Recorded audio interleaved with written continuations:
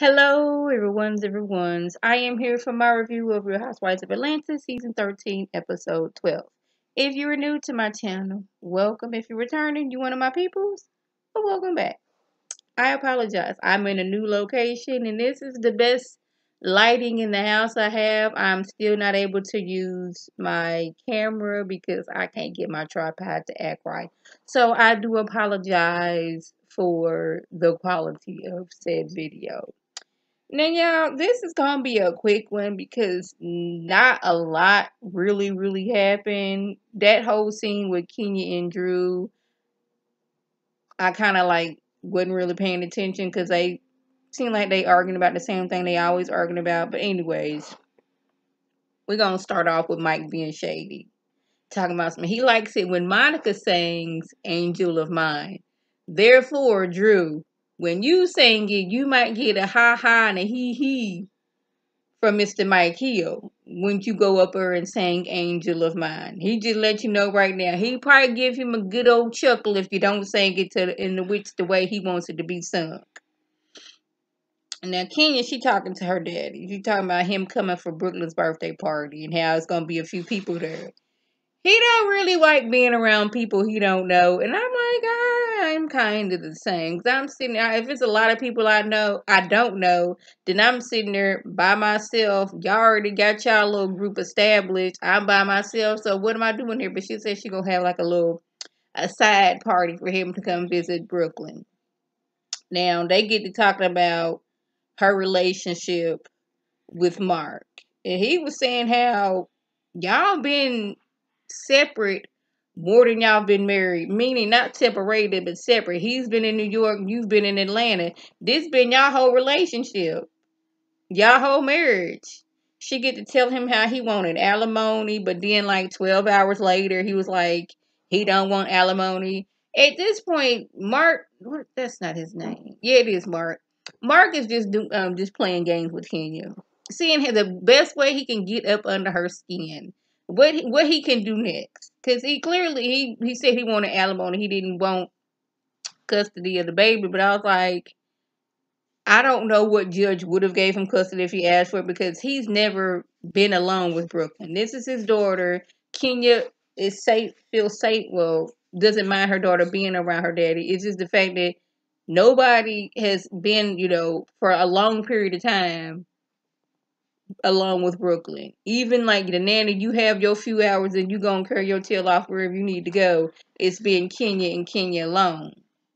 And he just telling her his marriage has lasted so long because communication, and it doesn't seem like Kenya and Mark have communication. I don't know how they started off their relationship, but I'm thinking it's her issues in the past, and we're gonna get to that.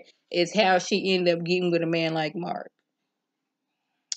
Now the blogs then got they done got word that two of the housewives alleged slept with a stripper at Cynthia's party.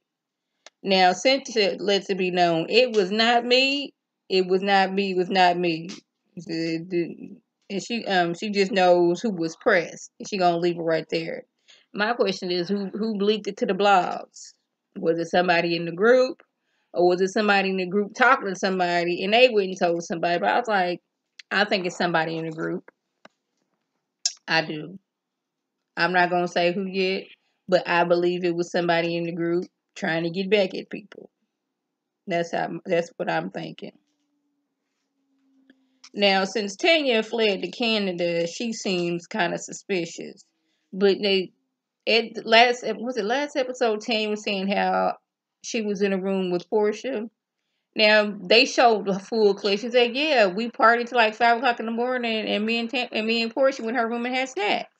Now I think the reason why Tanya, you know, gave up this information is because she had nothing to hide.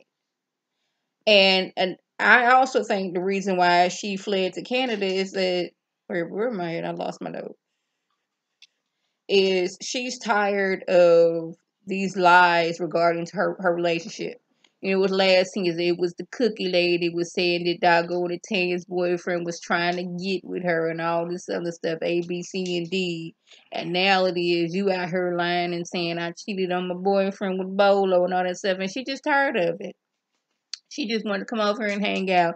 She didn't want her relationship to be lies stolen her relationship left and right. So I think that's what it is. I don't think Tanya had a threesome with Bola. I just don't think that's how it happened. Now, Kenya goes to therapy to hash out like her abandonment issues in general. It all started with her mom. And 3 days old, the mom was like, "I don't want this baby. I told you I don't want this baby. Y'all made me have this baby anyway, so y'all take care of the baby." Now, was it Kenya's maternal grandmother that took care of her, or was it the paternal grandmother? Because I'm wanting to say, and I could be wrong, that like at a certain age, Kenya went to go live with her dad. I just like I wondered that like how does that work to where your parent, you go to see your people and your parent is sitting right there and they don't even acknowledge that you done walked in. Like, how does that happen?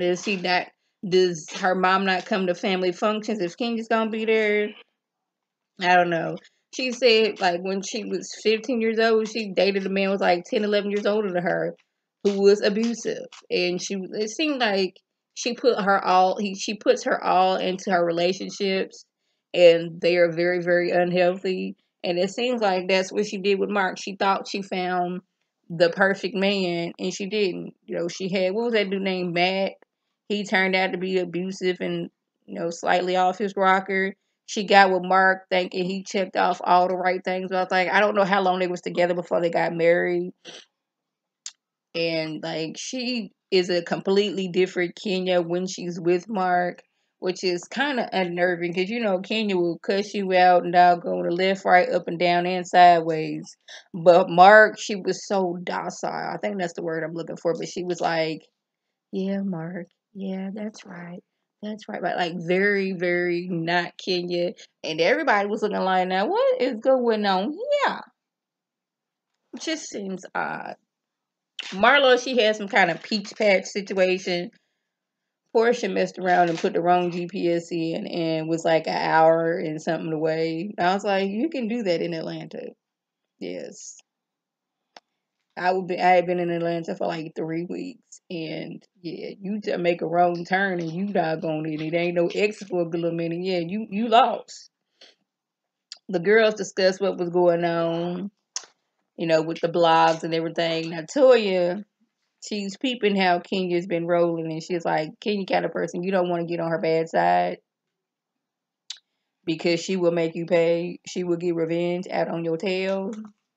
So she's kind of thinking it may have been Kenya that did it. So I was like, I mean, I wouldn't be surprised. You mad? You want to get a story out there? You want some, people to flock to the show? Why not? Everybody leaves because Portia's like an hour or something late. By the time Portia got there, Candy didn't left, Kenya didn't left. I think Drew may have left. I don't know. But anyways, when she gets there, Marlo got to sit them to the side like, y'all, she was feeling some type of way. Like after she, kind of sort of made up with Kenya, they been kind of side-eyeing her. But Portia's whole thing is the timing of them hashing things out was suspicious to her. But Marlo say that after they hashed things out, she ain't really talked to Kenya. So I don't know if it's like a ploy on Kenya's part or what. I don't know. Maybe she busy. But y'all, I'm about 9 minutes in. Like I said, nothing else really happened. That host, I was watching it on YouTube. And that whole scene with Kenya and Drew, at one point Drew started singing, let her tell it that she does that because she gonna be singing at Cynthia's wedding and she need to get her throat situation under control.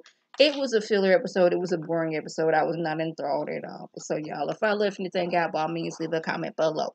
If you're new to my channel, welcome. Feel free to subscribe. It's free all day, every day, free 99. Make sure your notifications are on so when my beautiful face puts up a video, you can click on, you can like it, you share it with your people, and you can come over and be one of my peoples. If you're already one of my peoples, welcome back. Y'all know what to do. Tell your people to tell their people to come over and be one of my peoples by clicking that icon above. This is Lady C signing off. Have a good one.